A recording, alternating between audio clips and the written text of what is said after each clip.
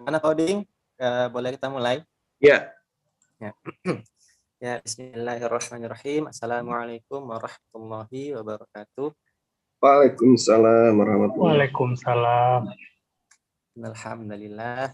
Nahmaduhu wa nasta'inuhu wa nastaghfiruh. Wa na'udzu billahi min syururi anfusina wa min sayyiati a'malina. May yahdihillahu fala mudhillalah wa may yudhlil fala hadiyalah. Asyhadu an la ilaha illallah wahdahu la syarikalah wa asyhadu anna Muhammadan abduhu wa rasuluh la nabiyya ba'da.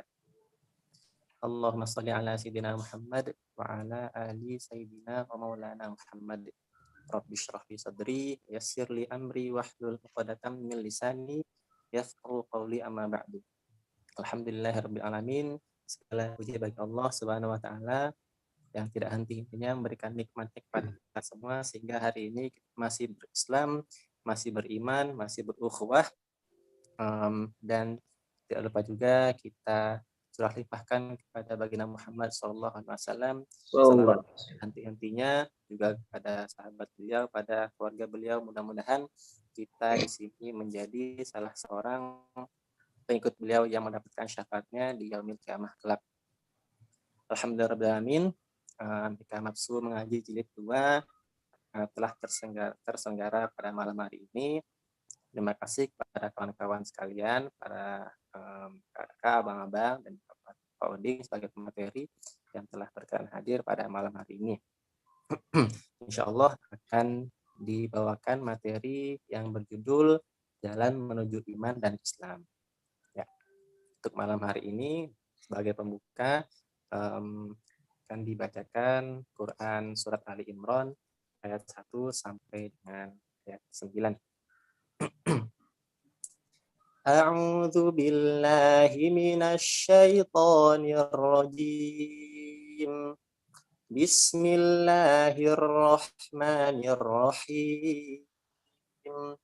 Alif lam mim. Allahu la ilaha illa huwal hayyul qayyum. نزل عليك الكتاب بالحق مصدقا لما بين يديه وأنزل التوراة والإنجيل من قبل هدى للناس وأنزل الفرقان Innal ladzina kafaru bi ayatillahi lahum adzabun syadid wallahu azizun dzuntiqam. Innallaha la yakhfa 'alaihi syai'un fil ardi wala fis sama'. Huwallazi yusawwirukum fil arhami kaifa yasha'. La ilaha illa huwal azizul hakim. Huwallazi anzala 'alaikal kitaba minhu ayatum muhkamatun hunna ummul kitabi wa ukharu mutasyabihat. Fa'ammal ladzina fi qulubihim zayghun fayattabi'una ma tashabaha minhu ibtigha'al fitnati wa ibtigha'a ta'wilih wa ma ya'lamu ta'wilahu illallah. Warrasikhuna fil ilmi yaquluna amanna bihi kullum min 'indi rabbina wa ma yadhakkaru illa ulul albab. Rabbana la tuzigh qulubana ba'da idh hadaitana wa hab lana min ladunka rahmah innaka antal wahhab. Rabbana innaka jami'un nasi liyaumin la raiba fihi innallaha la yukhliful mi'ad. Shadaqallahul azim. Alhamdulillahirabbil alamin. Mudah-mudahan dengan bacaan ayat Quran tersebut menambah keberkahan kita dalam kegiatan malam hari ini. Ya, sebelum kita masuk ke agenda kita pada malam hari ini, saya ingatkan kembali para kawan-kawan sekalian untuk jaga ketertiban dengan mematikan mikrofon, dan jika berkenan dan tidak berhalangan bisa menghidupkan kameranya masing-masing untuk menjaga adab kita di dalam majelis ilmu. Baik, tanpa berpanjang lebar lagi, kita masuk ke agenda inti kita, yaitu materi akan disampaikan oleh Bapak Oding Afandi. Pada Pak Oding, saya silakan. Baik, terima kasih Bang Agung. Assalamualaikum warahmatullahi wabarakatuh. Assalamualaikum warahmatullahi wabarakatuh. Alhamdulillah. Walladzi arsala rasulahu bil huda wa dinil haq liyudhhirahu dini kulli wa kafa billahi syahida. Asyhadu an la ilaha illallah wahdahu la syarikalah wa asyhadu anna Muhammadan abduhu wa rasuluhu alladzi la nabiyya ba'dah. Faqallahu ta'ala fil Qur'anil Karim. A'udzu billahi minasyaitonir rajim. Ya ayyuhalladzina amanu aminu billahi wa rasulihi wal kitab alladzi nazala ala rasulihi wal kitabi alladzi anzala min qablu wa may yakfur billahi wa malaikatihi wa kutubihi wa rusulihi wal yaumil akhir faqad dalalan ba'ida. Shadaqallahul azim. Ikhwan fillah sekalian, yang pertama dan utama tentu mari kita panjatkan puji syukur kita kehadirat Allah. Alhamdulillah pada malam ini insya Allah kita juga berkumpul kembali di dalam majelis ilmu yang insya Allah akan diberkahi oleh Allah Subhanahu wa Ta'ala, dan juga akan senantiasa diturunkan barokah kepada kita semua. Sholawat teriring salam, mari kita sama-sama senantiasa kita panjatkan kepada junjungan kita Nabiullah Muhammad SAW beserta para keluarganya, para sahabatnya, dan tentu kita selaku umatnya yang akan menjadikan beliau sebagai suri tauladan kita, sehingga kita akan termasuk orang-orang yang mendapatkan syafaat beliau di yaumil akhir nanti. Amin ya rabbal alamin. Selanjutnya ini saya mencoba menyampaikan satu materi gitu. Sebenarnya setelah kemarin kita mencoba membahas tentang bagaimana sih kesempurnaan dan cakupan ajaran Islam gitu ya, dan bahwa di dalam proses ketika kita sudah mengetahui cakupan Islam itu begitu luas gitu ya, begitu sempurna, maka sebenarnya ada tuntutan kepada kita untuk bisa mengambil semua aturan syariat itu tanpa kecuali sesungguhnya. Jadi kita tidak bisa lagi kemudian menjadikan aturan-aturan syariat itu seperti sebuah makanan yang dihidangkan di dalam sebuah pesta gitu ya. Orang boleh memilih di mana dia yang suka, kemudian dia bisa meninggalkan di mana yang tidak sukai. Bahwa sesungguhnya syariat Islam itu tidak begitu. Bahwa ketika Allah sudah menurunkan Al-Quran sudah sempurna, maka kita selaku umatnya pada saat ini adalah tidak ada pilihan lain kecuali memang mengambilnya gitu ya. Nanti kalau di dalam proses keberimanan kita adalah mengimaninya, melaksanakan keimanan-keimanan itu.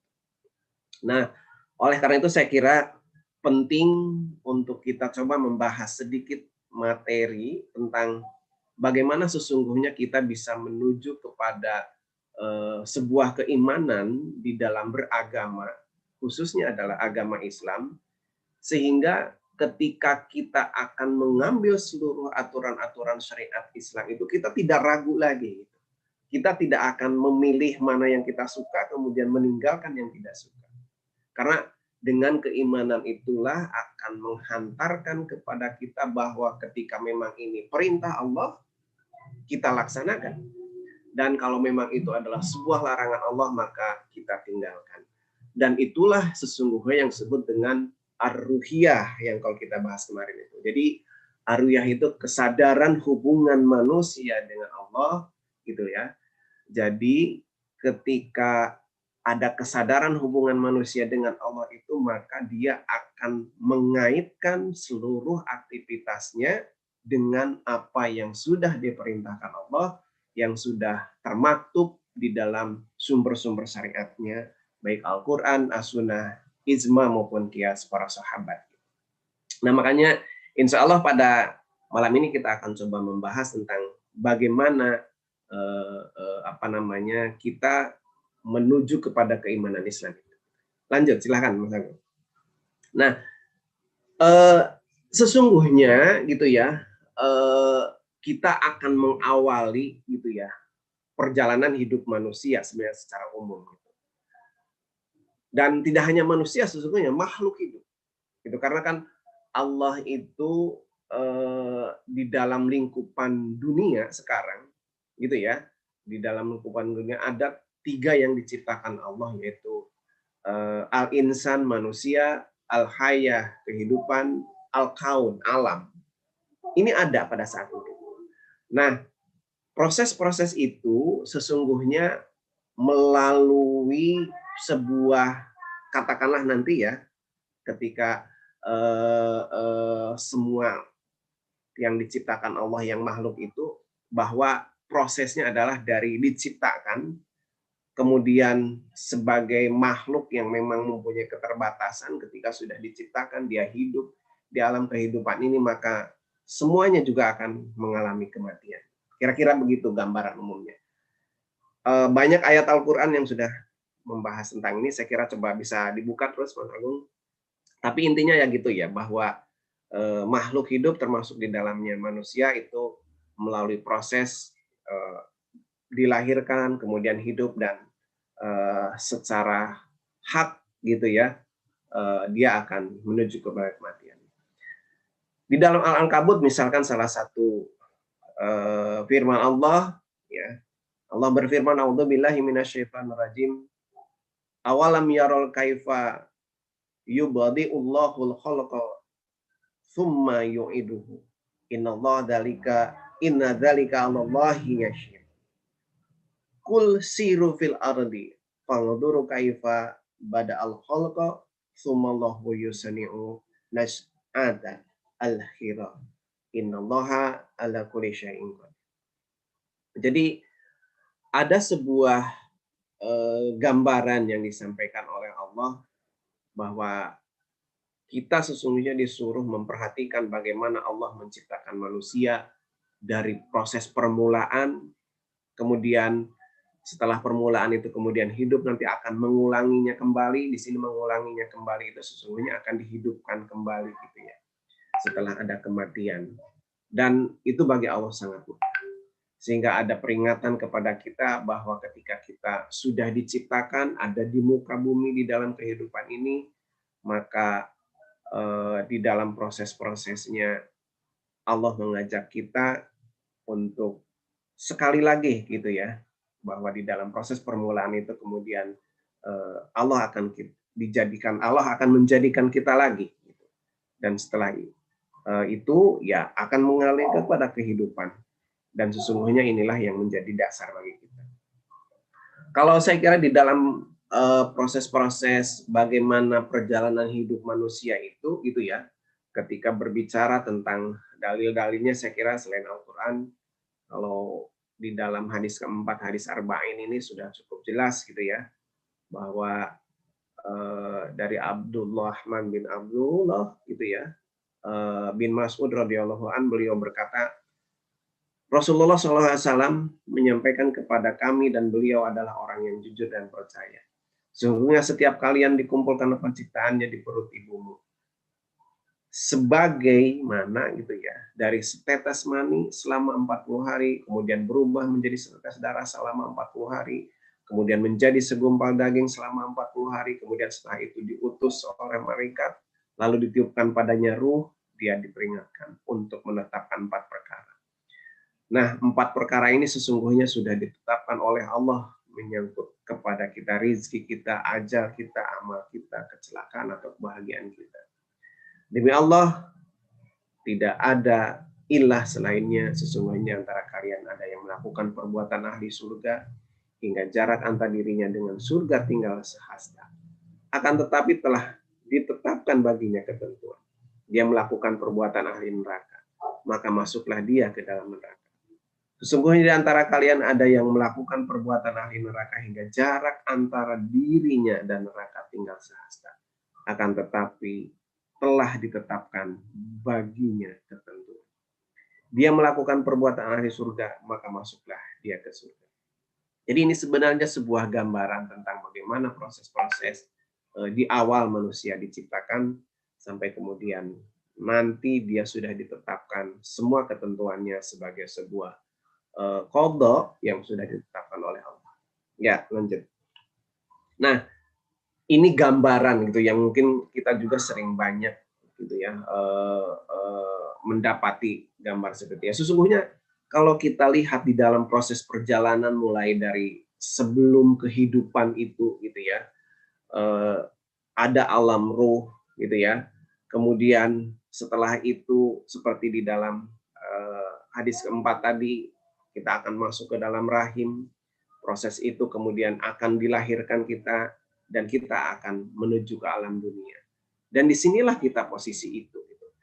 Kalau kita lihat sesungguhnya masih sangat panjang perjalanan hidup manusia setelah dari alam dunia ini kepada setelah dunia. Sampai akhirnya kemudian Allah tentukan seperti di dalam hadis tadi, apakah kita akan termasuk orang-orang yang mencari surga atau di dalam ketentuan lain karena kealfaannya kemudian manusia melakukan perbuatan-perbuatan ahli neraka. Jadi persisnya nanti bahwa bagaimana kita akan memilih dua jalan itu, disinilah mungkin yang akan kita bahas di dalam pembahasan kita. Ya, lanjut. Nah, di dalam kehidupan ini sebenarnya kita mempunyai 3 pertanyaan mendasar atau simpul permasalahan. Kalau di dalam bahasan-bahasan akidah itu kita menyebutnya istilah uqdatul kubra. Jadi permasalahan besar mendasar yang harus dijawab oleh manusia. Kita tadi menyebutkan bahwa proses-proses perjalanan hidup manusia itu seperti di awal tadi sesungguhnya terbagi ke dalam tiga fase kehidupan sesungguhnya gitu ya. Secara umum, apakah sebelum dunia tadi ada alam ruh gitu ya, ada alam rahim dan sebagainya. Kemudian kita dunia, setelah dunia nanti mungkin ada alam kubur, alam barzah, alam padang mahsyar, sampai kemudian nanti ada surga dan neraka gitu. Tapi sesungguhnya ada pertanyaan di setiap fase kehidupan ini gitu ya. Dari fase sebelum dunia mungkin ada pertanyaan seperti apa, ketika kita masuk fase dunia ada pertanyaan seperti apa, kemudian setelah dunia juga tentu ada pertanyaan yang harus kita jawab dan jawabannya harus benar, karena ketiga fase ini, fase dunia, fase sebelum dunia dan setelah dunia punya hubungan yang erat, sehingga bagaimana akan menentukan seseorang apakah mendapat ridho Allah atau sebaliknya. Ya, silakan dilanjut. Nah, pertanyaan-pertanyaan dari mana, tentu ini muncul dari pertanyaan sebelum dunia sesungguhnya gitu ya. Dan pertanyaan untuk apa juga ini adalah pertanyaan-pertanyaan pasti ya ketika kita lahir di dunia. Dan pertanyaan yang berikutnya mau kemana sesungguhnya adalah ketika kita setelah dunia. Ini pertanyaan yang sering kita dengar, dari mana kita, untuk apa kita di dunia ini, kemudian setelah dunia mau kemana. Ya, silahkan. Nah, di dalam menjawab pertanyaan ini, bahwa bersamaan dengan penciptaan manusia, nanti kita mungkin akan coba membahas tentang potensi hidup manusia itu, hayatul taqawiyah al-insan. Jadi manusia itu punya potensi-potensi hidup yang sebenarnya ketika potensi itu diciptakan, maka Allah bersamaan di dalamnya menciptakan akal. Akal ini sebenarnya merupakan proses berpikir gitu ya, yang nanti mengaitkan antara fakta, objek gitu ya, melalui panca indera kita, dikaitkan dengan mafhum kita sebelumnya, dan itu akan menjadi pemahaman, sehingga ketika kita bisa mengaitkan antara fakta yang ada dengan informasi sebelumnya, ini yang akan memberikan kepada sebuah kecenderungan manusia berbuat gitu. Kalau manusia bisa mengaitkan dengan benar antara fakta dengan informasi sebelumnya, maka dia akan berbuat ke arah yang baik. Tetapi kalau dia tidak bisa mengaitkan antara fakta dengan informasi sebelumnya, bisa jadi dia akan memenuhi kebutuhan nalurinya, gitu, kebutuhan hajat jasmaninya, gitu ya, di dalam berbuat mungkin juga tidak akan sesuai dengan ketentuan Allah. Maka disinilah Allah memberikan akal kita sehingga nanti kita bisa memilih mana yang baik dan yang benar. Dan itulah sebenarnya akan bisa menjawab pertanyaan 3 besar tadi gitu ya. Ya, silahkan Kak Bapak dilanjut. Nah, dari proses yang saya sebutkan tadi, silahkan dilanjut aja. Ini di dalam proses penciptaan manusia itu memang Allah sudah menciptakan kita sebagai manusia yang terbaik gitu ya. Kita bisa lihat di dalam surat Atin misalkan gitu ya, bahwa memang penciptaan manusia itu seperti saya katakan di awal, selain Allah memberikan di dalamnya ada kebutuhan jasmani dan kebutuhan naluri, juga punya akal, dan akal inilah tadi yang akan menuju kepada bagaimana seseorang memilih untuk melakukan sesuatu ketika memenuhi kebutuhan jasmani dan naluri. Mungkin nanti kita akan bahas terkait dengan apa itu kebutuhan jasmani, apa itu kebutuhan naluri manusia gitu. Dan saya kira semuanya ini manusia itu punya kedua hal ini termasuk akal. Tidak dibedakan apakah dia beragama Islam atau tidak. Karena memang manusia adalah makhluk Allah yang pasti sama potensi dan kepemilikan akalnya. Nanti ini akan kita bahas di dalam materi berikutnya lah, insya Allah, terkait dengan potensi hidup manusia. Lanjut. Nah, kemudian di dalam pertanyaan-pertanyaan tadi, ketika ada pertanyaan dari mana mau kemana dan setelah itu mau kemana, maka secara jawaban gitu ya, kan kalau orang bertanya dari mana itu kan berarti ini berhubungan dengan asal muasal kita gitu ya, asalnya dari mana gitu kan, itu kan muasalnya, awalnya kita itu dari mana. Kemudian untuk apa, ya ini berarti kita sudah memasuki ke dalam fase alam hidup ini gitu ya. Nah, di dalam fase alam hidup ini seperti saya sampaikan tadi ya, ada alam kita ini, baik ada gunung, ada tumbuhan, ada sungai, alam gitu ya, al-kaun kita sering menyebut. Dan kemudian ada manusia di dalamnya, al-hayat. Dan termasuk di dalamnya ada kehidupan, ada proses dari lahir, besar gitu ya, nanti menua gitu ya, mati, sama semua makhluk hidup begitu.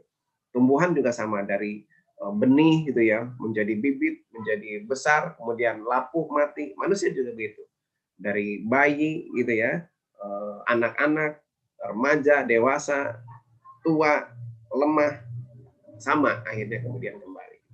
Nah, coba diklik lagi di dalam proses-proses penciptaan gitu ya, asal muasal sesungguhnya nanti kita ada punya jawaban bahwa pasti yang menciptakan manusia atau asal kita itu adalah Allah. Nah, bahwa ketika Allah menciptakan manusia masuk ke dalam fase dunia sekarang yang berisi kehidupan ini, itu Allah sudah sertakan gitu ya, aturan-aturan hidup supaya nanti ketika di dunia ini di dalam memenuhi kebutuhan jasmani dan naluri yang tadi kita bahas di atas itu, dia tidak menyimpang dari ketentuan-ketentuan Allah. Dia tidak melanggar aturan-aturan Allah. Itu makanya kemudian Allah turunkan bersamaan ketika diciptakan, itu adalah aturan, pedoman hidup. Yang kalau kita bahas kemarin yaitu di dalam aturan Islam ya keempat hukum syariat itu gitu. Nah, kemudian bahwa setelah kita hidup, kemudian kita akan mengalami fase setelah kehidupan ini yaitu ke dalam mati. Itu sesungguhnya dalam proses, kenapa saya tadi menyampaikan ada hubungan keterkaitan itu antara fase kehidupan, kemudian sebelum kehidupan dan setelah kehidupan. Kan kalau bahasanya gini ya. Kenapa sih kemudian Allah ada hisab setelah kehidupan, kan kehidupan kemudian kita akan mati kemudian kata hisab. Ya ini menunjukkan bahwa manusia itu dari sebelum kehidupan, kemudian masuk fase kehidupan, dan setelah kehidupan, gitu ya, ini saling keterkaitan. Oleh karena itu wajar gitu, ketika kita berbicara tentang kenapa manusia dihisab setelah mati. Ya karena sesungguhnya nanti kita di awal proses penciptaan kan kita ditanya oleh Allah ketika berbicara Alastu mi rabbikum gitu. Apakah kalian meyakini membenarkan bahwa aku adalah sebagai Rob kalian? Kita kan menjawab, iya. Nah, ketika proses menjawab iya bahwa Tuhan Allah itu adalah Tuhan kita, maka kemudian sesungguhnya kita sudah menyatakan akan taat kepada Allah dalam semua ketentuan-ketentuannya. Nah, ini yang kita maksudkan bahwa di dalam 3 fase kehidupan ini, yaitu dunia, sebelum dunia, dan setelah dunia itu ada keterkaitan. Nah, makanya Allah gitu ya, supaya manusia itu setelah kehidupan itu berada di dalam keinginan fitrahnya, dalam bahasa kita bahagia di dunia dan akhirat itu sesungguhnya ada aturan yang harus dipenuhi. Lanjut, silakan. Nah, kemudian dalam proses-proses yang kita bahas mungkin nanti gitu ya, ketika berbicara tentang ketiga pertanyaan tadi tentang dari mana kita berasal, kemudian apa tugas kita, kemudian setelah itu mau kemana. Kita ingin menyampaikan bahwa ada 3 bahasan sebenarnya, mungkin nanti kita sekarang cukup ke dalam satu bahasan. Bahwa ketika berbicara di dalam proses penciptaan, gitu ya, ketiga komponen yang ada di dalam dunia ini, yaitu ada alam, manusia, dan kehidupan itu semuanya bersifat terbatas, gitu ya. Nah, karena bersifat keterbatasan itu pasti dia istilahnya seperti saya sampaikan tadi, gitu ya. Karena keterbatasannya itu kemudian di dalam proses-prosesnya, sesuatu yang tidak terbatas kalau tidak dijaga pasti akan mengalami kerusakan, gitu ya. Maka supaya dia katakanlah tidak rusak gitu ya, tidak cepat aus bahasanya mungkin gitu ya, maka dia harus terikat dengan ketentuan-ketentuan, aturan-aturan bagaimana makhluk ini, benda ini dipelihara. Kira-kira gitulah, gitu ya. Ya tidak kita contohkan misalkan kereta misalkan atau mobil gitu ya, supaya awet, bagaimana pemeliharaan mesinnya segala macamnya itu kan kita pasti harus ada hal-hal yang kita lakukan seperti misalkan sering kita servis.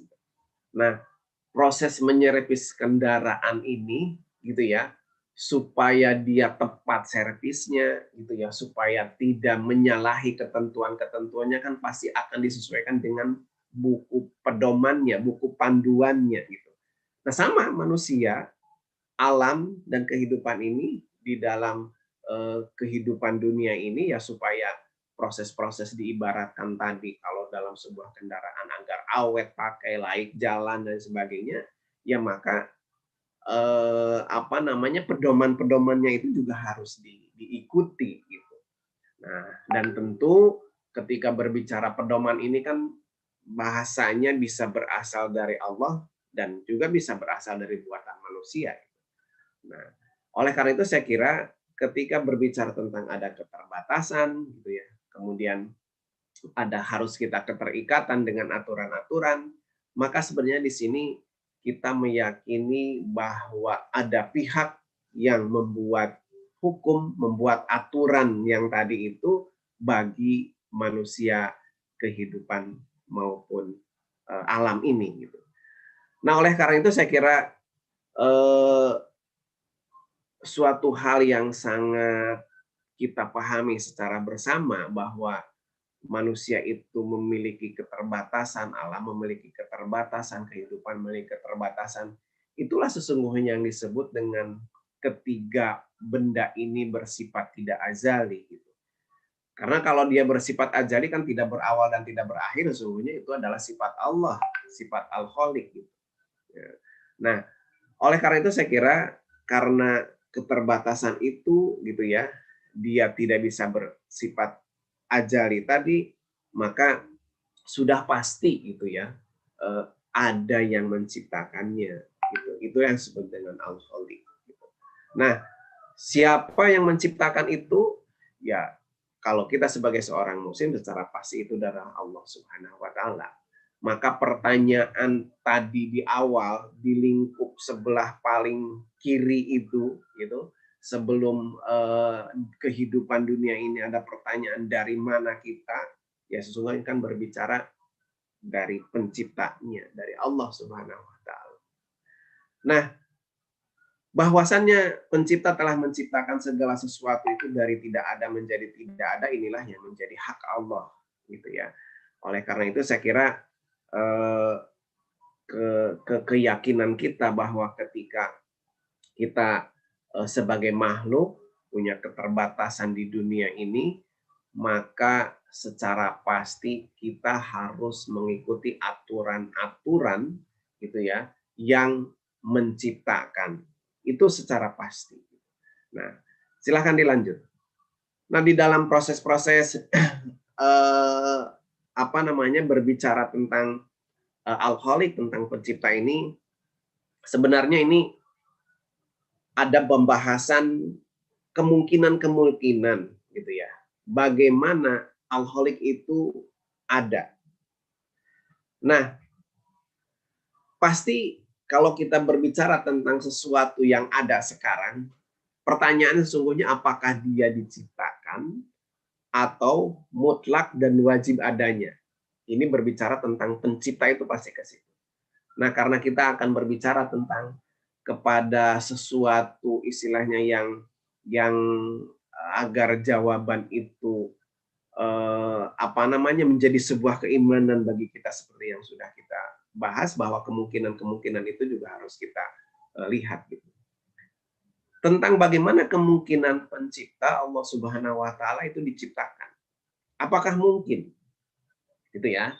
Ketika diciptakan ini ada dua kemungkinan, ada dia diciptakan yang lain, ada mungkin dia menciptakan diri sendiri.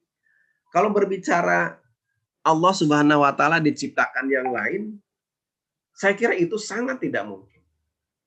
Karena kalau dia diciptakan berarti dia bersifat makhluk.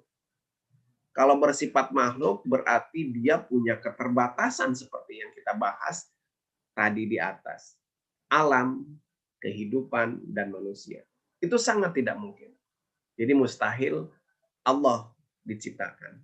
Maka ketika bertanya bagaimana sesungguhnya adanya pencipta, maka mustahil dia dicipta. Nah, yang kedua, mungkinkah dia gitu ya menciptakan diri sendiri? Ini juga sesuatu yang tidak mungkin. Karena bagaimana mungkin ada sebuah katakanlah makhluk gitu ya, yang di situ dia bukan sebuah makhluk, sesuatu gitu ya, yang dia bersifat makhluk juga alkoholik gitu. Itu sangat tidak mungkin, gitu ya. Itu sangat tidak mungkin. Karena kalau dia menciptakan diri sendiri kan berarti pada saat yang bersamaan dia mempunyai dua sifat tadi. Ya, dia sebagai makhluk karena diciptakan, bersamaan dengan itu dia juga sebagai pencipta holik. Itu secara akal kita gitu ya, itu juga sangat tidak mungkin. Nah, yang terakhir ketika berbicara kemungkinan adanya pencipta itu bahwa dia mutlak dan wajib adanya. Ini sesungguhnya kan berbicara tentang sifat Allah, yaitu azali dan wajib. Azali itu ya tidak berawal dan tidak berakhir, kemudian memang wajib adanya. Gitu. Nah, ini saya kira lebih apa namanya bisa kita terima gitu ya, secara akli, secara akal bahwa memang keberadaan Allah itu seperti itu. Nah, hal yang harus kita pahami di dalam berbicara tentang masalah keberadaan Allah ini kan sesungguhnya adalah ini rukun iman gitu ya. Ini berbicara tentang akidah. Bahkan termasuk di dalamnya nanti kalau ada hal yang berhubungan dengan ibadah, itu adalah sifatnya apa namanya taufikiyah. Kita terima saja. Karena memang ini sifatnya keimanan. Kalau kita rasionalkan juga tidak akan mampu kita menjangkau. Kita tidak akan mampu menjangkau bagaimana ya Allah itu kalau dia bersifat mutlak gitu ya, azali dan wajibul wujud itu, kita nggak akan bisa menjangkau itu. Oleh karena itu, ini adalah keimanan gitu loh. Bahwa kita sebagai seorang muslim meyakini melalui firman-Nya gitu, melalui sumber-sumber syariatnya bahwa Allah itu adalah Al-Khaliq yang menciptakan makhluk, bahwa bagaimana proses Al-Khaliq ini ada, kita hanya bisa mengambil, mengimani bahwa memang Allah mutlak ada dan itu wajib adanya. Dia tidak berawal dan tidak berakhir. Nah, itu saya kira gitu ya di dalam prosesnya gitu. Dan terkait dengan apa namanya bagaimana kita untuk bisa meyakini keberadaan Allah itu kan dalam bahasanya gini. Kita tidak harus gitu ya melihat wujud Allah sesungguhnya gitu ya. Tetapi keberadaan Allah itu bisa kita yakini dengan keberadaan makhluknya. Karena kita berbicara tadi bahwa makhluk itu adalah sesuatu yang diciptakan. Sehingga ketika berbicara tentang keberadaan pencipta yaitu Allah, maka sesungguhnya kita tidak mesti harus melihat wujud Allah, tapi akan cukup dengan melihat makhluk yang diciptakan. Itu saya kira gambaran dari tentang kemungkinan-kemungkinan adanya sifat Allah Subhanahu wa taala. Ini salah satu ayat di dalam surat Al-Ghasyiyah ya. Nah, lanjut. Nah, ini tentang penciptaan ini seperti sudah kita bahas, silahkan dilanjut, bahwa Allah kalau berbicara tentang sesuatu yang sifatnya dia pencipta, maka dia seperti saya sampaikan tadi kan begitu manusia diciptakan lahir ke dunia, Allah itu bersamaan membuat aturan, maka dia akan menjadi pengatur. Kira-kira gitu ya. Jadi sebagai pencipta kita saja gitu ya, ketika menciptakan sesuatu ya tadilah contoh pabrik mobil gitu ya, membuat mobil, pabrik kereta membuat kereta, maka ada manual, ada aturan gitu agar prosesnya apa tadi kendaraan ini layak jalan, kendaraan ini awet gitu. Itu bersamaan bahwa si pencipta tadi juga menjadi pengatur gitu. Nah, ini yang ada di dalam sifat Allah Subhanahu wa taala sebagai pencipta. Makanya kalau kita lihat di dalam surat Al-Alaq kan begitu ya, bahwa bagaimana ketika Allah menciptakan gitu, maka sesungguhnya bersamaan di dalamnya dia juga, kalaulah berbicara tadi bahwa dia tidak berawal dan tidak berakhir, kemudian dia itu wajibul wujud gitu ya, wajib adanya, maka sesungguhnya secara pasti kalau berbicara tentang ketauhidan maka keberadaan Allah itu adalah satu. Nggak mungkin. Dua itu nggak mungkin. Karena kalau dua kan berarti ada yang satu makhluk, ada yang satu kholik, itu juga tidak mungkin. Ya, silahkan dilanjut. Ini tentang pencipta. Kemudian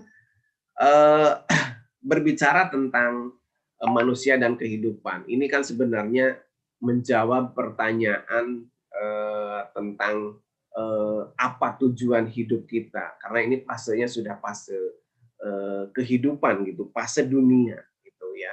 Nah, kita memahami tentang ayat di dalam Al-Qur'an bahwa Allah sesungguhnya menciptakan jin dan manusia itu ya tidak semata-mata sesungguhnya kecuali untuk beribadah, untuk menyembah kepada Allah Subhanahu wa taala. Nah, di dalam ketentuan-ketentuan bagaimana Allah mengatur manusia untuk beribadah, bagaimana Allah mengatur manusia untuk menyembah Allah gitu ya. Dalam bahasa umumnya bagaimana sesungguhnya Allah mewajibkan kita untuk mentaati aturan-aturan Allah di dalam memenuhi kebutuhan jasmani dan naluri kita, gitu ya. Sehingga ketika saya sampaikan di awal tadi ada kaitan hubungan manusia dengan Allah, kemudian dalam perilakunya dia melakukan sesuatu karena perintah Allah dan kemudian meninggalkan sesuatu karena larangan Allah. Sesungguhnya itu adalah ketakwaan.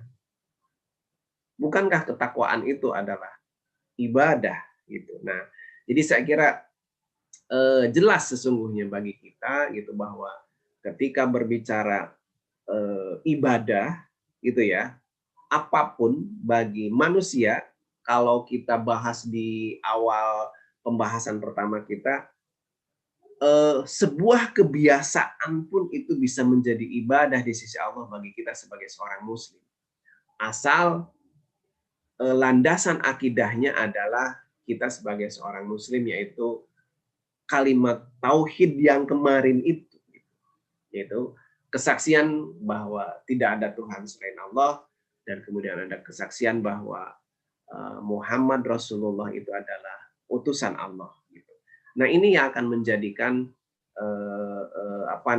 aktivitas manusia gitu, yang sifatnya mungkin kalau kemarin ada ibadah, ya, ada goiro ibadah, itu ya tetap akan menjadi ibadah ketika memang satu kemarin kalau kita bahas itu ada kita niatkan untuk beribadah kepada Allah.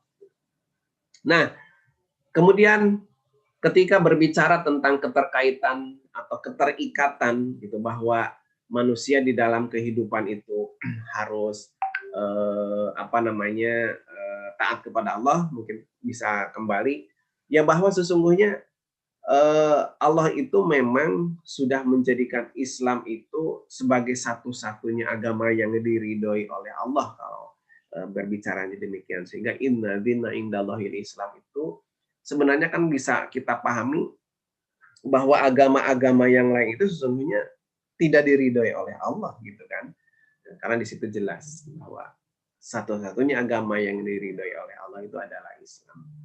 Gitu ya. Nah, tentu setelah penyempurnaan Islam. Nah, kemudian selanjutnya terkait tadi kita sudah berbicara sebelum kehidupan dunia bahwa ada pencipta, kemudian masuk ke dalam fase kehidupan dunia, kita berkewajiban untuk beribadah, dan terakhir ada fase setelah kehidupan dunia, gitu ya. Jadi Allah mengingatkan kepada kita bahwa ada kehidupan setelah dunia, gitu. Jadi ada kehidupan setelah dunia. Nah, kehidupan setelah dunia inilah yang kita imani sebagai hari akhir, gitu ya. Sehingga bagi kita sebagai seorang Muslim menjadi sebuah hal mutlak untuk menjadikan hari akhir ini sebagai salah satu rukun iman. Gitu. Kemudian seperti sudah kita bahas juga tadi bahwa karena Allah ketika menciptakan manusia lahir ke dunia, bersamaan itu disertakan dengan aturan, maka gitu ya, setelah kehidupan dunia ini kita meyakini ada kehidupan kembali, kita meyakini akan digangkitkan kembali, bahwa sesungguhnya disitulah ada hisab tadi. Allah akan menanyai, memintai pertanggungjawaban kita sebagai makhluk yang sudah diwajibkan untuk beribadah kepada Allah, apakah dia sudah memenuhi, menjalankan semua perintah Allah itu. Makanya ketika berbicara tentang hisab, timbangan balasan manusia juga akan dilakukan. Gitu ya. Jadi di dalam proses-proses ketika berbicara sekecil apapun gitu ya, perbuatan-perbuatan yang dilakukan manusia baik maupun buruknya, maka Allah akan memintai pertanggungjawaban kepada kita semua. Ya, lanjut. Nah, kemudian saya kira kalau bahasa ringkasnya gitu ya, dari semua 3 fase tadi, ada fase dunia yang sekarang ini, ada fase sebelum dunia, dan kemudian ada fase setelah dunia, maka Islam sesungguhnya memberi jawaban kepada kita semua, gitu, bahwa ketika ada pertanyaan dari mana asal, gitu ya, ini asal muasal kita sebelum kehidupan, maka sesungguhnya kita diciptakan oleh Allah. Karena berbicara di atas tadi ada pencipta, dan salah satu makhluk yang diciptakannya adalah manusia, dan ada juga di situ alam dan kehidupan. Jadi sesungguhnya kita berasal dari Allah, diciptakan oleh Allah, dan Allah lah sang pencipta. Kemudian berbicara tentang ketika kita masuk ke dalam fase kehidupan dunia, ada pertanyaan seperti tadi, untuk apa? Tujuan hidup manusia itu apa? Mungkin nanti di sesi tertentu kita akan bahas lebih mendalam. Maka Allah telah mewajibkan kepada kita untuk beribadah. Oleh karena itu saya kira supaya setiap aktivitas kita menjadi nilai ibadah di sisi Allah, gitu ya. Karena kan boleh jadi dalam bahasa umumnya gitu kita bisa jadi memahami ibadah itu mungkin hanya ibadah mahdoh saja gitu. Hanya ibadah salat saja, boleh jadi hanya zakat saja, hanya puasa saja gitu ya. Hanya apa tadi ibadah haji saja itu, atau ibadah itu hanya sifatnya bersifat hal-hal yang kebaikan saja gitu, atau mungkin bahasanya hanya bersifat keakhiratan saja, baru itu disebut ibadah. Tidak sesungguhnya. Bahwa apa yang pun kita lakukan termasuk kebiasaan seperti kita bicara kemarin, apakah kita menuntut ilmu, apakah kita mencari nafkah, apakah kita bekerja.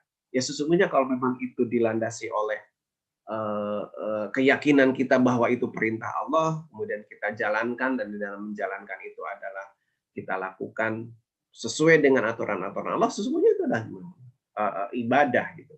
Ya karena kita melakukan sesuatu itu kan nanti ini sebenarnya harus kita bahas dulu tentang potensi hidup manusia. Kita memenuhi kebutuhan naluri dan jasmani. Coba kita berbicara di dalam mungkin kita bahas naluri. Naluri manusia itu sebenarnya ada 3. Ada naluri Gorizatun namanya gitu ya. Gorizatun ini berbicara tentang pemenuhan naluri hasrat seksual manusia. Ada Gorizatubako ya, keakuan gitu ya, keegoisan manusia untuk mengeksistensikan diri, dan ada Gorizatut Tadayun, Jadi berbicara ini tentang naluri manusia dia lemah, naluri manusia dia perlu sesuatu yang harus diagungkan, maka dia menyembah sesuatu yang memang merasa akan memberikan perlindungan kepada dia.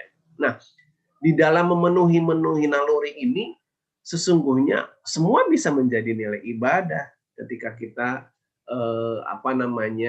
memenuhinya itu sesuai dengan ketentuan Allah.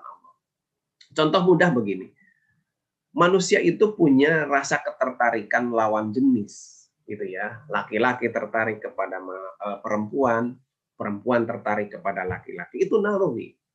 Allah ciptakan itu bersamaan dengan diciptakan kita. Ya, jadi tidak salah sebenarnya ketika misalkan ya laki-laki senang ke perempuan itu tidak salah. Itu yang salah itu kan laki-laki senang kepada laki-laki, gitu ya. Perempuan senang ke perempuan.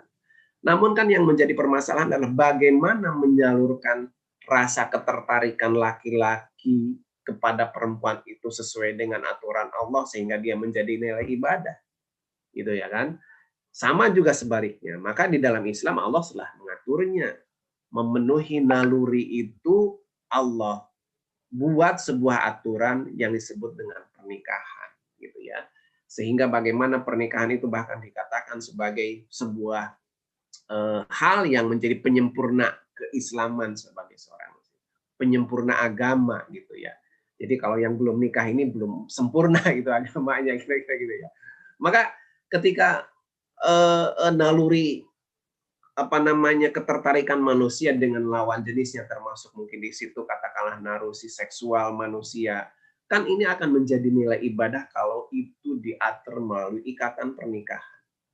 Boleh saja bisa terpenuhi naluri itu, gitu ya, rasa seksual manusia terpenuhi, tapi kalau tidak diatur melalui aturan Islam, misalkan melalui seks bebas, melalui berkumpulnya laki-laki dan perempuan tanpa ikatan pernikahan, memang terpenuhi naluri itu. Tapi apakah itu akan mendapatkan ganjaran sebagai sebuah nilai ibadah? Tentu tidak. Itu ya, maka Islam mengaturnya begitu rupa di dalam memenuhi kebutuhan-kebutuhan naluri itu. Termasuk saya kira nanti di dalamnya adalah naluri untuk mempertahankan diri sehingga manusia bekerja. Kan pertanyaannya berbicara tentang rizki. Rizki halal, rizki haram, semua rizki. Tapi kan manusia ketika ingin menjadi nilai ibadah maka dituntut dia untuk mencari rizki yang halal gitu. Nah, sehingga proses-proses ini yang akan menjadikan hidup kita itu bermakna. Itulah sesungguhnya yang disebut dengan ibadah itu. Nah, itu jawaban yang akan terjawab di dalam Islam. Ya, karena memang ada aturan yang sudah diberikan oleh Allah sehingga apapun yang kita lakukan yang dalam tanda petik kacamata manusia awam itu adalah aktivitas dunia mungkin gitu ya. Sesungguhnya itu adalah bersifat ibadah. Nah, yang terakhir ketika berbicara tentang bagaimana Islam menjawab sebuah pertanyaan akan kemana setelah kehidupan dunia ini. Maka secara pasti di dalam bahasan tadi kita akan meninggal. Kemudian di situ Allah akan hidupkan kembali dan setelah itu sesungguhnya Allah akan memintai pertanggungjawaban kita. Makanya ketika di dalam memenuhi kebutuhan naluri dan jasmani kita dengan menggunakan akal kita ketika hidup di dunia, kita aturan-aturan Allah kita taati, maka insya Allah kita ketika dimintai pertanggungjawaban kita akan mendapatkan balasan berupa keridhaan Allah.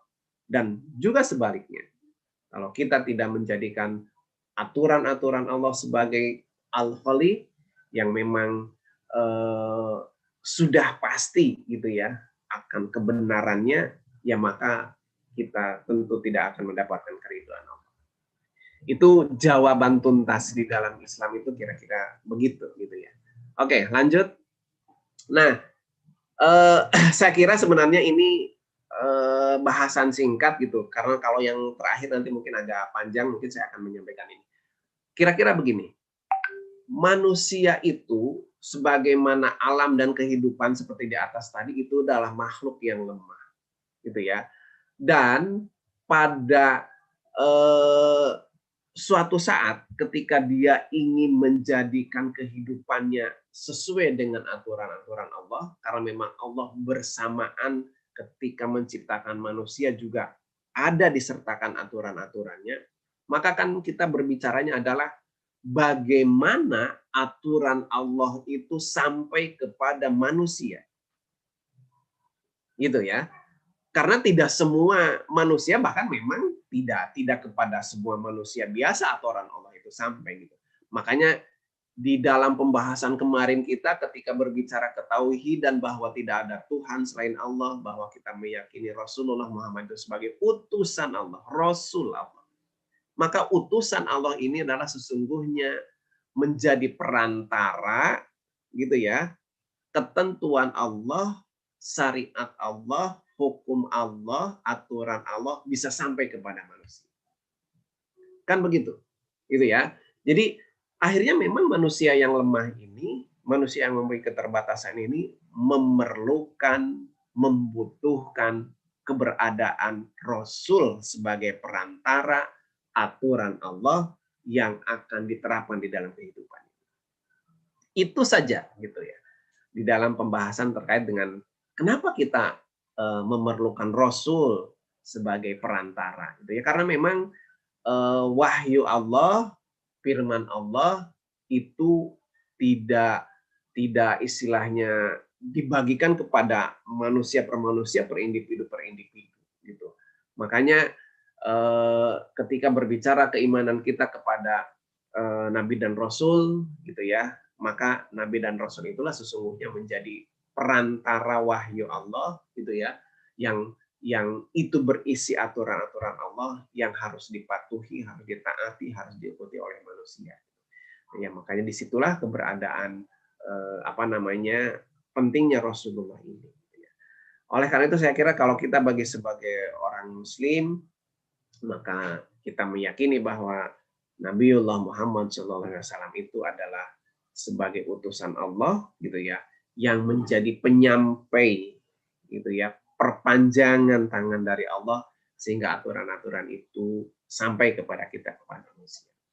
Ya, dan tentunya di dalam proses penyebarannya kita nanti berbicara ke dalam kajian mungkin nanti terkait dengan bagaimana dakwah Islam, bagaimana penyebaran Islam yang dulu Islam itu hanya berawal dari kota Mekah dan Madinah, kemudian bisa tersebar kepada seluruh dunia ini, maka di situ ada peran-peran para pengemban dakwah sesungguhnya. Jadi ketika masa awal-awal Islam lahir itu kan begitu. Ketika Rasulullah menerima wahyu, kemudian dipanggil para sahabatnya, kemudian disampaikan tentang wahyu yang diterima. Makanya kan markas sahabat Al-Qam bir Al-Qam itu menjadi pusat ketika Rasulullah menerima wahyu, kemudian disampaikan kepada para sahabat.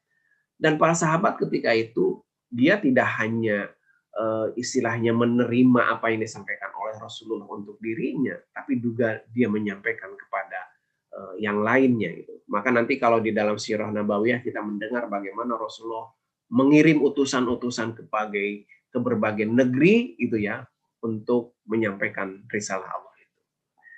Lanjut, mungkin nanti sebenarnya ini kita bahasannya tentang bagaimana asal Al-Qur'an, kemudian ya ini terus aja kita lanjutkan.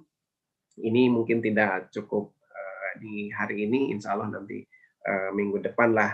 Ini pun bahasannya materinya belum selesai, tetapi kira-kira berbicara tentang lanjut aja berbicara tentang bagaimana thoriqul iman itu kan jalan gitu ya menuju kepada keimanan kita gitu ya. Keimanan kita di dalam menjadikan Islam ini sebagai sebuah panduan hidup kalau kita bahas minggu lalu gitu ya. Maka di dalam proses-prosesnya istilahnya perlu betul-betul secara pasti bahwa keberimanan kita kepada Allah, kepada Rasul ya, kemudian kepada kitabnya, gitu, kepada hari akhir, kepada qada dan qadar itu adalah sesuatu yang tidak boleh ada keraguan lagi tentang itu. Karena memang itu harus bersifat pasti. Nah, kepastian keimanan kita kepada hal-hal tadi ya memang harus melalui proses-proses, ya kalau berbicara tentang thoriqul iman, jalan menuju keimanan, ya harus melalui proses-proses thalabul ilmu. Sesungguhnya tidak ada cara lain gitu ya. Sehingga ketika kita melakukan proses pencarian tadi gitu ya, maka kita akan sampai kepada sebuah kesimpulan bahwa keimanan kita adalah sesuatu hal yang benar. Kan kita mungkin bisa mengambil apa namanya ibrah gitu, bagaimana ketika Nabiullah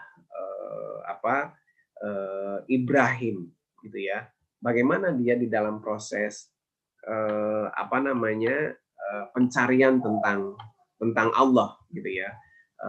Ini bisa kita lihat proses-proses bagaimana apa namanya Nabi Ibrahim menemukan katakanlah hakikat Allah itu gitu ya. Kalau kita lihat dalam surat Al-An'am itu sudah sangat jelas itu, mulai dari ayat Al-An'am 76, 77, 78. Itu kan ketika apa bahasanya ya? Ketika suatu malam gitu ya,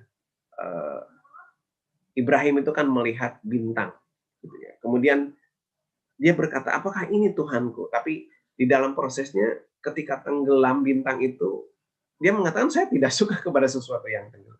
Gitu ya. Nah kemudian di kala lain ketika dia melihat bulan terbit, gitu ya, dia juga mengatakan apakah ini Tuhanku? Tapi di kala itu terbenam, maka Ibrahim pun berkata bahwa Tuhanku tidak memberi petunjuk kepadaku tentang sesuatu yang akan menyesatkan. Ya, kemudian ketika dia melihat matahari terbit, sama dia pun menanyakan apakah ini Tuhan, gitu ya. Maka ketika matahari terbenam, dia pun berkata, hei kaumku, sesungguhnya aku terlepas diri dari apa yang kamu persekutukan. Sehingga proses keberimanan itu kemudian di apa namanya dijadikan sebuah gambaran bahwa sesungguhnya Tuhan dia itu adalah Tuhan yang menciptakan bintang, Tuhan yang menciptakan langit, dan Tuhan yang menciptakan matahari gitu.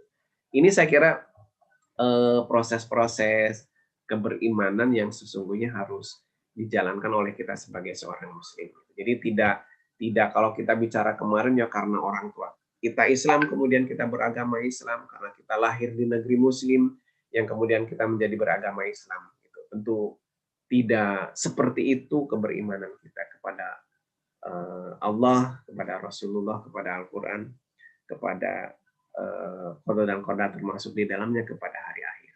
Dan sebenarnya itu bisa kita ketahui dengan ya salah satunya memang membaca firman Allah Subhanahu wa taala. Nah, saya kira itu Mas Agung gitu, jadi berbicara tentang keberimanan kita kepada Allah itu sesungguhnya kita ingin mendapat jawaban gitu ya tentang dari mana kita asal, kemudian karena fasenya itu fase sebelum dunia, kemudian ketika fase dunia pertanyaannya adalah apa tugas kita. Nah, setelah fase dunia ini kita akan masuk pada fase setelah dunia, dan pertanyaannya adalah kita akan menuju kemana gitu. Dan dari pembahasan-pembahasan tadi setidaknya kita sudah bisa menemukan jawaban bahwa ada keterkaitan antara kehidupan dunia, sebelum dunia, dan setelah dunia. Sehingga insya Allah ketika kita sebagai seorang muslim selalu mempunyai keterikatan, kesadaran hubungan kita dengan Allah, ada hubungan antara dunia, sebelum dunia dan setelah dunia, sehingga karena kita meyakini bahwa saat kita dilahirkan, Allah telah memberikan kita sebuah aturan, kemudian kenapa kita harus mentaati aturan itu ketika kita di dunia? Karena setelah dunia kita akan dihidupkan kembali, dan di dalam proses kehidupan itu kita akan dihisab, dimintai pertanggungjawaban jawab oleh Allah. Sehingga dengan demikian maka tidak ada cara lain sebagai konsekuensi hidup kita gitu ya, bahwa iman terhadap segala sesuatu yang dikabarkan oleh Allah itu memang harus mengoptimalkan kita hidup di dunia ini untuk menjadikan kehidupan akhirat lebih baik. Jadi artinya jalan gitu. Kehidupan ini udah jalan untuk bagaimana agar ketika kita menghadap Allah, kita bisa mendapat keridhaan Allah. Saya kira itu intinya gitu ya. Mungkin masih ada di dalam slide terakhir, eh, ya ini sebagai apa namanya, coba diklik lagi pertanyaan sebenarnya gitu bagi kita, bahwa hakikatnya memang kita belum beriman gitu sebelum menjadikan kamu Muhammad sebagai hakim, sebagai pemutus, maka kan Rasulullah itu menjadi perantara sampainya wahyu Allah kepada kita. Dan Allah katakan kita belum beriman ketika kita belum menjadikan Rasulullah Muhammad yang menjadi pembawa wahyu itu sebagai acuan hidup kita. Nah, makanya kemudian ketika kita berbicara tentang itu, kita tidak boleh ada lagi di dalam hati itu sebuah keraguan, keberatan, gitu ya. Karena memang kita disuruh untuk seperti tadi, gitu, menerima semua ketentuan aturan Allah itu secara pasrah, sepenuh hati. Tidak lagi kemudian akan memilih ini yang mudah kita lakukan, kalau yang susah kita tinggalkan, atau ini yang enak kita kerjakan, kalau itu tidak enak kemudian kita tinggalkan. Saya kira tidak demikian.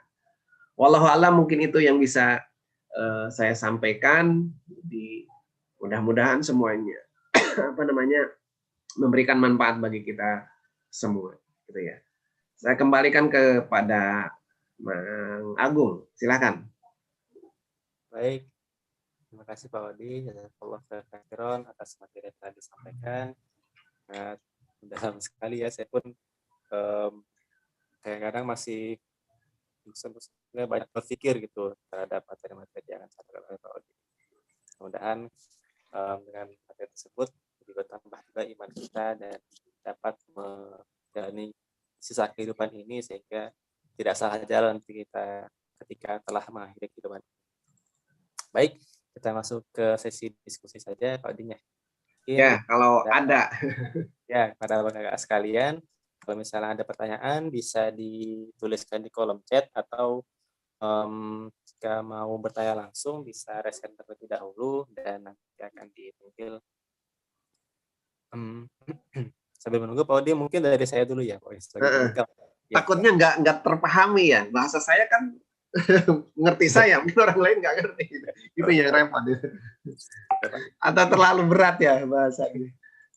Ya, mungkin ini Pak, kalau dari saya pribadi kan aturan itu kan dari Islam sudah mutlak kan Pak ya, sudah menyeluruh komprehensif dari mulai kita lahir sampai nanti kita meninggal, mulai dari yang paling kecil sampai yang paling besar. Nah, kalau mungkin kita merujuk pada masa Rasulullah dulu gitu, nah itu ada pembimbingnya gitu Pak, yang mengelit kita untuk menjalankan segala aturan-aturan itu. Tapi kan kalau misalnya sekarang nggak ada, dan kita bisa lihat sekarang ini terutama yang aturan-aturan yang besar apa ya, seperti misalnya kayak sistem ekonomi, sistem pemerintahan itu, kita tidak bisa menjalankannya gitu Pak. Itu apakah nanti kita dihisap dengan kita tidak bisa menjalankan hal tersebut gitu? Itu Pak. Iya, betul ini. Ketika berbicara tentang ya ayyuhalladzina amanu adkhulu fis-silmi kafah, itu kan sesungguhnya memang kita disuruh udkhulu itu kan masuk kafah secara menyeluruh kepada Islam.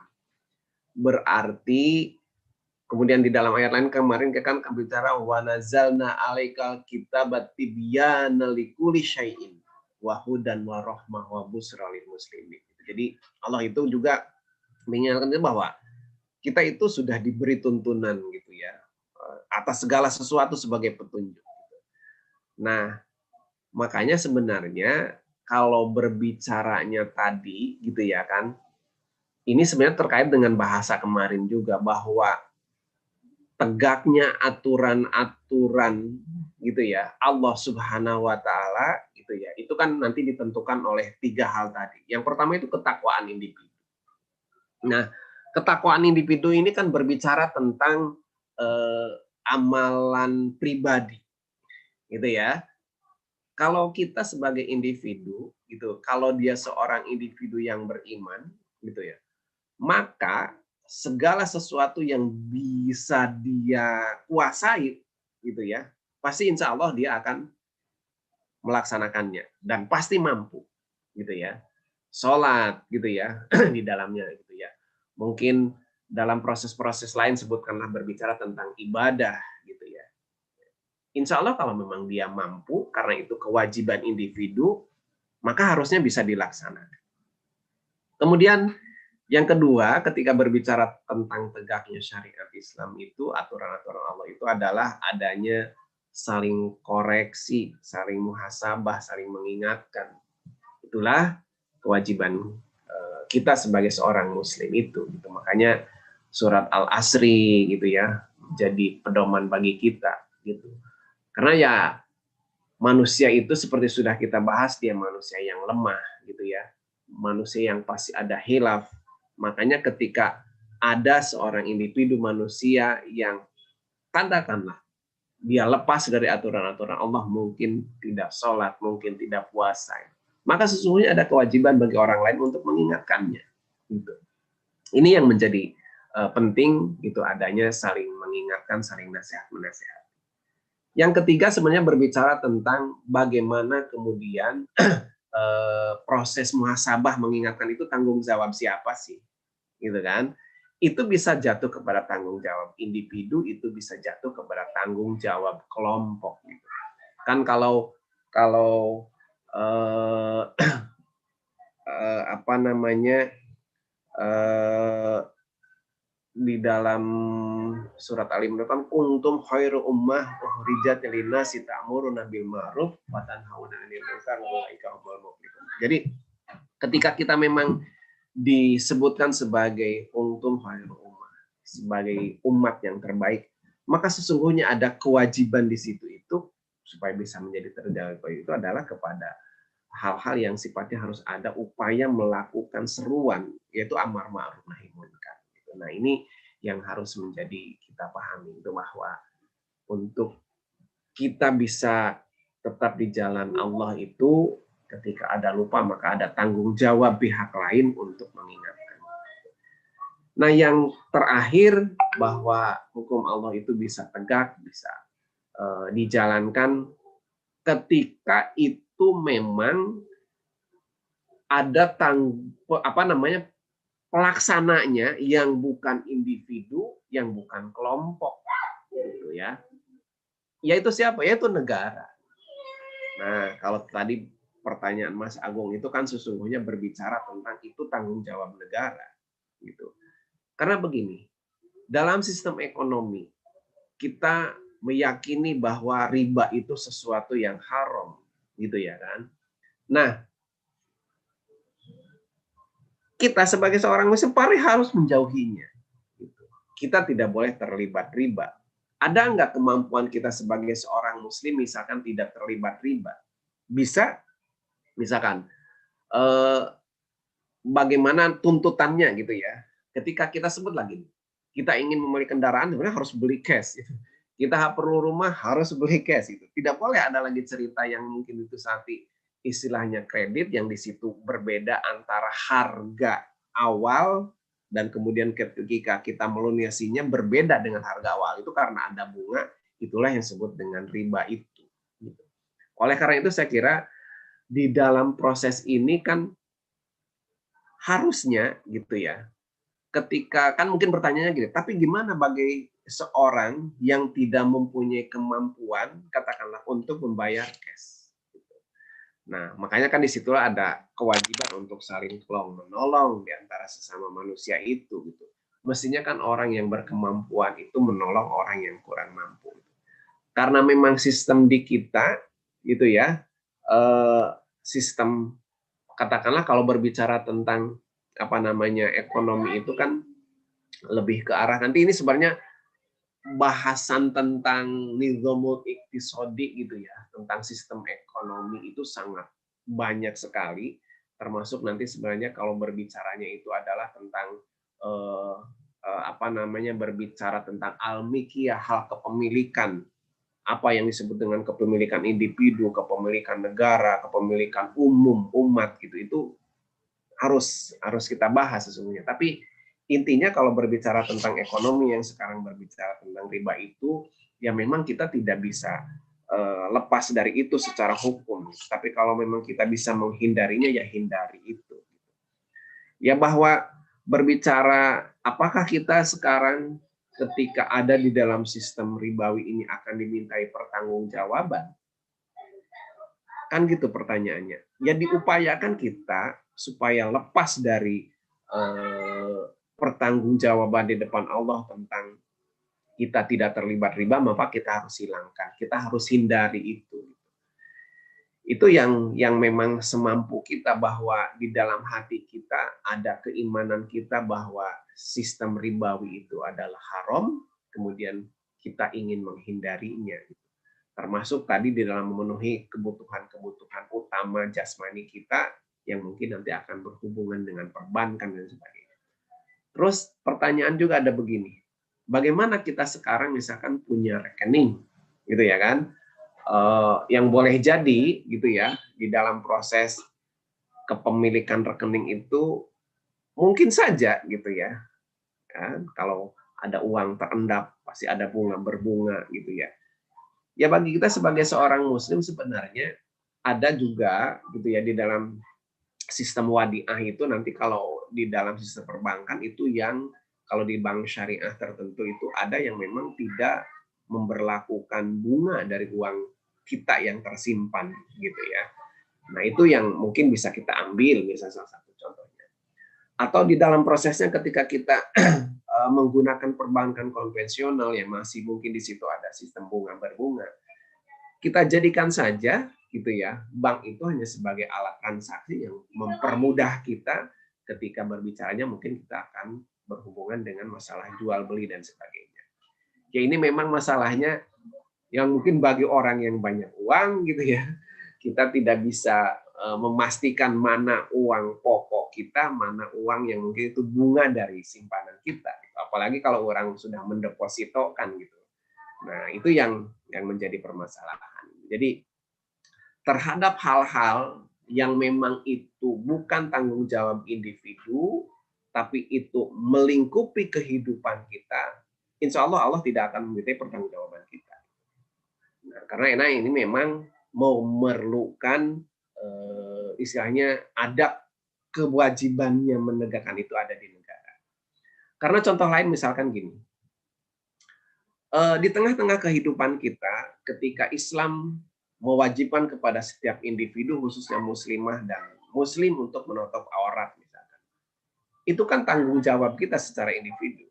Laki-laki keluar ke kehidupan publik menutup aurat, perempuan keluar ke kehidupan publik menutup aurat. Tapi kan ini tidak diberlakukan di kehidupan umum itu yang kemudian ada negara yang mengawasi itu. Gitu. Bisa dipahami nggak? Gitu ya. Secara individu kan memang kita disuruh menutup aurat gitu.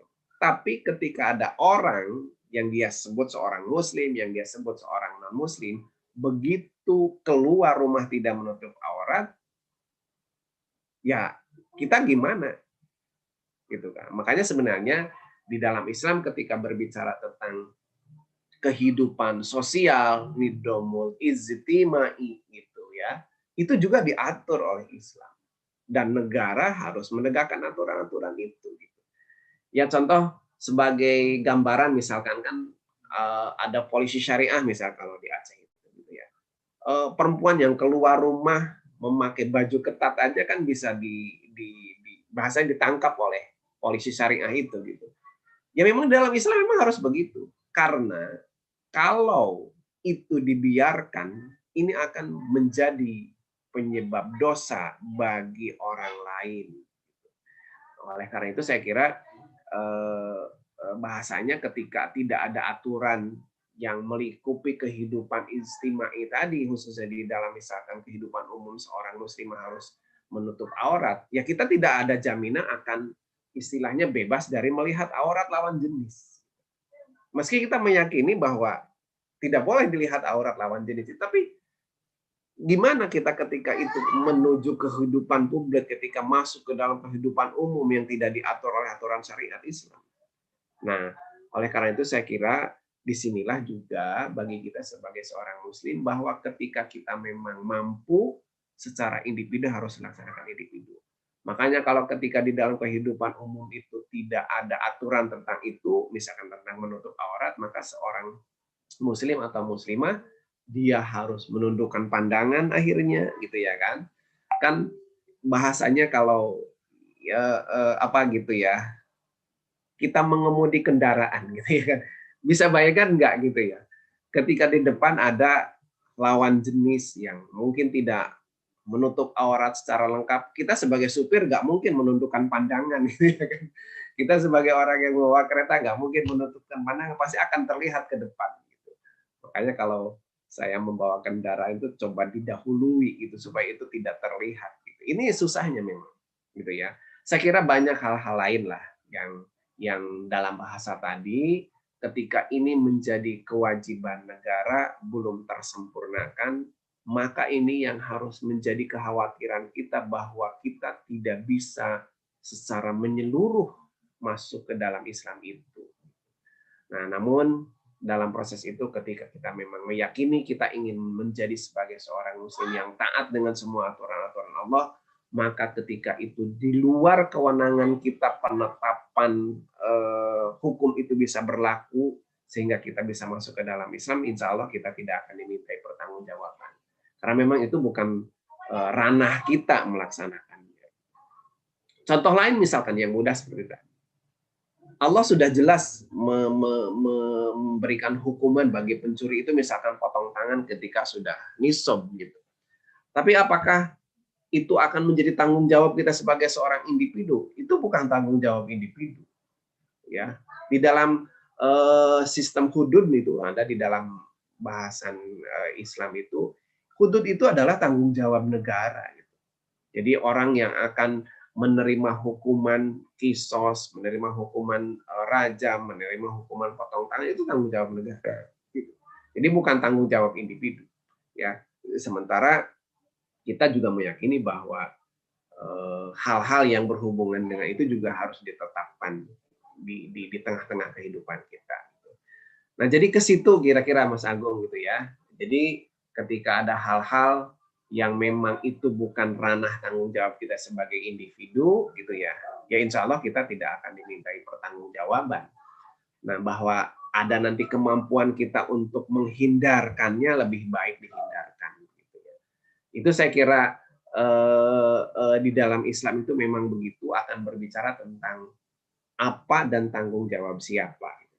Makanya ketiga komponen tadi ada individu, keimanan yang bertakwa, kemudian ada saling mengingatkan, muhasabah baik individu maupun kelompok, dan terakhir ada negara juga yang harus menerapkan aturan-aturan sehingga individu dan kelompok ini misalkan itu bisa dia ya masuk ke dalam aturan-aturan syariat Islam itu tidak lagi istilahnya ada yang ditinggalkan. Itu saya kira ya terkait dengan hal-hal tadi itu.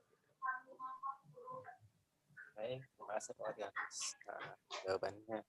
Apakah dari Bapak sekalian ada pertanyaan lain? Ya, kalau masih ada. Ada dari saya lagi nih Pak kayaknya.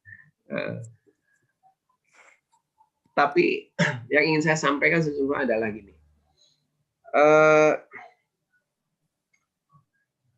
Harus menjadi sebuah keyakinan kita gitu ya, bahwa kita sebagai seorang muslim sangat merindukan di tengah-tengah kehidupan kita itu diterapkan semua aturan-aturan Islam itu bukan radikal, itu bukan fanatik gitu kan. Mungkin saja orang fanatik banget sih dalam beragama. Kalau di dalam beragama memang kita harus fanatik gitu ya. Tapi bukan fanatik yang kemudian implementasinya salah gitu ya. Itu bukan begitu. Tapi kalau di dalam proses-proses yang seperti tadi bahwa kita ingin melihat gitu ya, ingin menjadikan kehidupan ini diatur oleh aturan-aturan syariat Islam itu gitu ya, ya itu sesuatu yang sebenarnya termasuk ke dalamnya adalah akidah. Itu yang harus kita hujamkan di dalam keimanan kita. Nah, ketika itu sudah dihujamkan ke dalam keimanan kita, maka langkah yang pertama sebagai seorang individu gitu ya, ketika ada hal-hal yang memang bisa kita lakukan secara individu, semaksimal mungkin kita bisa laksanakan, maka laksanakan gitu ya. Nah, kemudian kalau dalam proses-prosesnya kita pun misalkan mampu menjadi pengingat bagi orang lain, mampu istilahnya mengajak orang lain untuk sama dengan keyakinan itu, juga kita lakukan. Jadi bahasanya kan kalau istilah mubalik, pendakwah, itu kan sebenarnya bahasanya apa ya? Kemudian kita tidak harus menjadi ustadz dulu, kita tidak harus menjadi ulama dulu. Gitu. Bahwa kalau Rasulullah bicara sampaikan walau satu ayat, ya dalam pengertian bahwa kita ingin menjadi bagian gitu ya dari orang-orang yang mengajak kepada kebajikan. Itu saja. Gitu. Kan orang bisa saja ngomong, kamu emang sudah baik kah gitu ya, emang kamu sudah seperti apa, itu tinggalkan saya kira pikiran-pikiran seperti itu, karena kan sering jadi memang gitu ya, alangkah bagusnya kita juga sudah baik ketika mengajak orang kepada kebaikan, yakin bahwa dia si orang yang diajak itu akan mengikuti kita karena memang kita kebaikannya udah kita jalankan.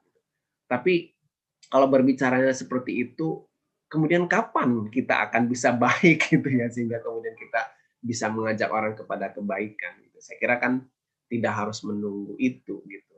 Jadi semampunya kita bisa mengajak kepada kebaikan, maka ajaklah siapapun. Nah itu saya kira di dalam prosesnya gitu, bahwa nanti hal-hal yang ditanyakan oleh Maha Agung itu sebenarnya harus menjadi bahasan yang harus dipahami lah oleh kita sebagai seorang Muslim, bahwa Islam itu tidak bisa hanya bisa diterapkan aturan-aturannya oleh individu yang baik, kemudian ada saling mengingatkan di antara kita yang baik, tetapi juga ternyata ada peran yang lebih besar yang mempunyai tanggung jawab yang lebih besar, yaitu sebenarnya istilahnya apa ya, kewajiban dari pemimpin, kewajiban dari penguasa gitu ya, yang juga sebenarnya mereka juga harus menerapkan aturan-aturan Allah. Makanya ketika Allah berfirman dengan wal takum minkum ummatun yad'una ilal khair wa ya'muruna bil ma'ruf wa yanhauna 'anil munkar wa ulaika humul muflihun, itu kan di situ. Jadi hendaklah ada di antara kamu segolongan umat yang menyuruh kepada kebaikan. Nah, di dalam proses menyuruh kepada kebaikan ini sesungguhnya adalah menyuruh kepada penguasa gitu, menyuruh kepada pemimpin untuk menerapkan aturan Islam. Contoh begini, apakah ini yang terbaru misalkan, kita meyakini itu hanya sebagai sebuah bencana alam ketika NTT, sebuah daerah yang sangat kering kerontang begitu gitu ya, tiba-tiba Allah uji gitu ya dengan banjir bandang. Ingat enggak ketika seorang gubernurnya gitu ya kan, yang melegalitaskan minuman keras khas lokalnya gitu. Itu kan sesungguhnya sesuatu yang mengundang kemurkaan Allah. Gitu. Itu sesungguhnya gitu. Kalau kita lihat dari sisi keimanan kita gitu, bahwa kalau pemimpin sudah gitu ya menyimpang, tidak mengikuti aturan-aturan Allah, maka sangat takut kita gitu ya. Ujian Allah, peringatan Allah juga ditimpakan kepada kita gitu. Ya karena Allah memberikan ujian, memberikan peringatan bukan hanya kepada orang-orang yang katakanlah berbuat maksiat, berbuat zalim. Orang-orang beriman pun akan terkena itu. Makanya kan Allah telah gambarkan mulai Rasulullah bahwa kehidupan dunia ini seperti kehidupan kita di dalam kapal gitu. Ada orang di atas, ada orang di bawah. Itu kan Rasulullah gambarkan begitu. Ketika orang-orang di bawah yang menjatuhkan air gitu ya. Kemudian mereka melubangi kapal itu dan orang-orang yang tidak melakukan mendiamkannya. Coba kalau sudah berlobang yang tenggelam siapa? Semua isi kapal, baik yang membuat lubang maupun yang tidak membuat lubang. Oleh karena itu saya kira bagi siapapun di antara kita untuk mengingatkan orang-orang yang membuat lubang itu agar gitu ya, jangan membuat lubang karena kalau dibuat tidak diingatkan yang tenggelam semua. Itulah kira-kira gambaran bahwa ketika di dunia ini ada pihak-pihak yang berbuat kerusakan gitu ya kan, doharul fasadu fil birri wal bahri bima kasabat aydinas. Itu jelas firman Allah ya, bahwa Allah itu sudah nampakkan kerusakan di bumi, di lautan itu karena tangan-tangan manusia gitu ya. Kalau Imam As-Sabuni itu kan berbicara tangan-tangan manusia itu adalah karena gitu manusia sudah meninggalkan aturan-aturan Allah. Maka Allah timpakan itu gitu ya. Itu sebagai sebuah gambaran itu. Jadi bagi kita sebagai seorang muslim ada kewajiban untuk mengingatkan supaya ketika Allah memberi, sebenarnya kalau ke kita sih bukan azab ya, peringatan lah gitu ya, ujian jatuhnya kalau kita sebagai seorang muslim tidak tertimpa karena disebabkan oleh kezaliman orang lain. Itu saya kira Mas Agung yang menjadi penutup dari kajian kita malam ini. Baik, terima kasih Pak Oding. Sepertinya sudah ada lagi yang ingin bertanya. Kita cukupkan dulu sesi diskusi kita sampai di sini. Terus selanjutnya adalah doa Pak Oding ya. Dipersilakan pada Pak Oding untuk mungkin doa. Baik, Iwan Persaklan, mudah-mudahan sebentar lagi saya kira kita akan memasuki bulan Ramadan. Tentu secara pribadi saya memohon maaf jika ada kehilafan gitu ya, dan kita memohon kepada Allah agar kita disampaikan kepada bulan yang sangat mulia itu gitu ya, bulan yang apa bahasanya Allah lipatkan semua amal kebaikan kita gitu ya. Semoga kita ketika memasuki bulan Ramadan juga diberi kekuatan, kesehatan, sehingga kita memang bisa melaksanakan semua amalan, baik amalan wajib maupun sunnahnya, sehingga ketika selesai bulan Ramadan kita akan tergolong orang-orang yang bertakwa gitu ya. Mari kita sama-sama berdoa kepada Allah. A'udzubillahi minasyaitonirrajim. Bismillahirrahmanirrahim. Allahumma shalli ala Muhammad wa ala ali Muhammad. Allahumma shalli wa sallim wa barik alaihi. Salatu wassalamu asrofil anbiya'i wa mursalin sayyidina wa maulana Muhammadin wa ala alihi wa sahbihi ajmain. Amin ya Allah. Amin ya rabbal alamin. Bismillahirrahmanirrahim. Allahumma ighfirli dunubi wa li walidayya warhamhuma kama rabbayani shaghira. Allahumma ighfirli dunubi wa li walidayya warhamhuma kama rabbayani shaghira.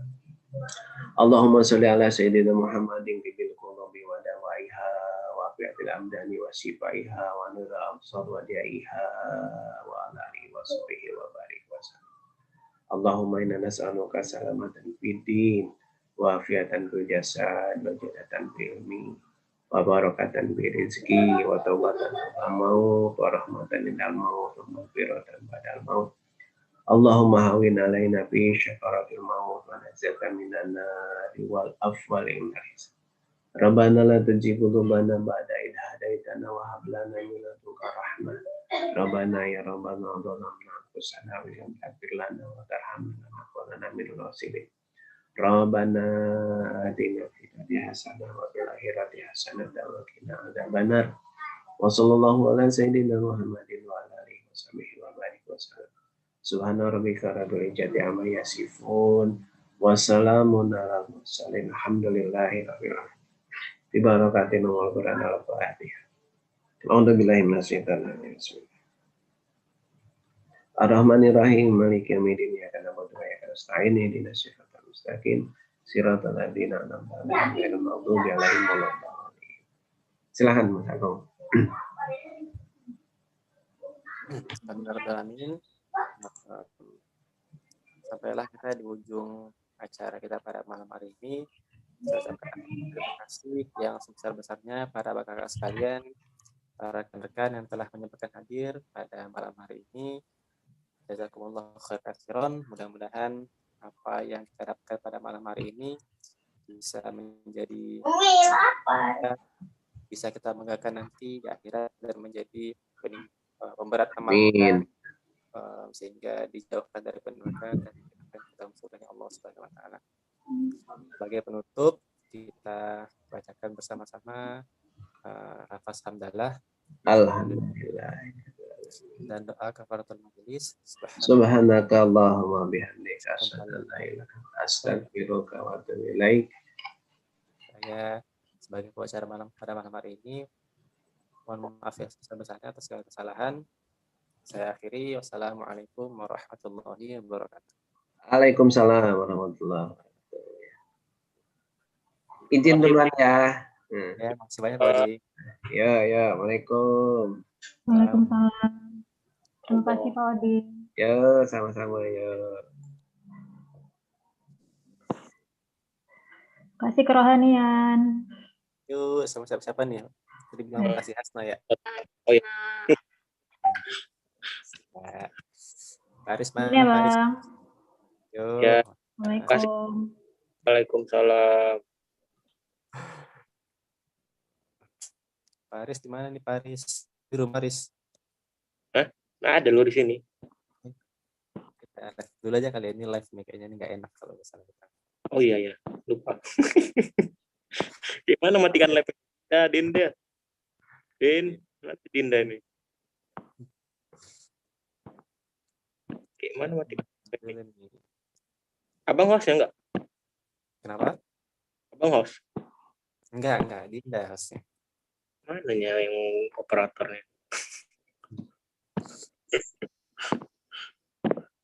Ini.